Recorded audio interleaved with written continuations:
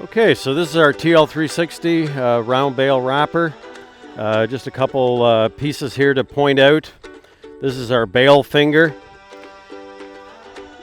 So we have a push plate. So if you're running a 4-foot wide bale, you'd want this push plate extended, because what happens is when this finger closes, you want to push up against this arm here. So you would adjust that based on that, and depending what diameter bale you have, you might want to extend.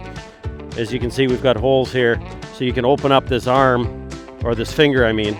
You can open up this finger to compensate for a larger bale.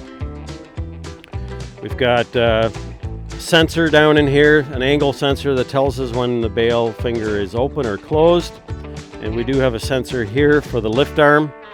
So as your bale enters the machine, it hits this bale trigger switch and activates your function. So if you're an automatic, as soon as it touches that, the finger will close and lift the bale into the chamber.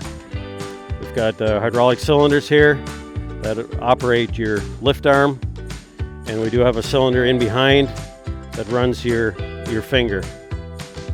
And then we do have a switch here for your table switch, so always make sure that that's clean of debris.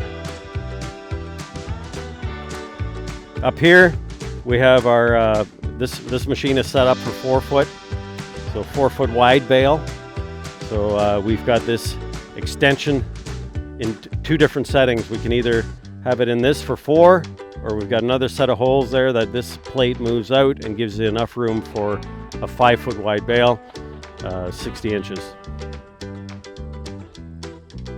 If you're running 5 foot wide bales, you'll want to remove this plate here.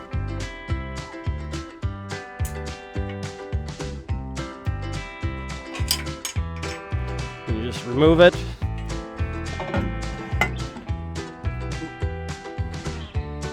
You just store it there.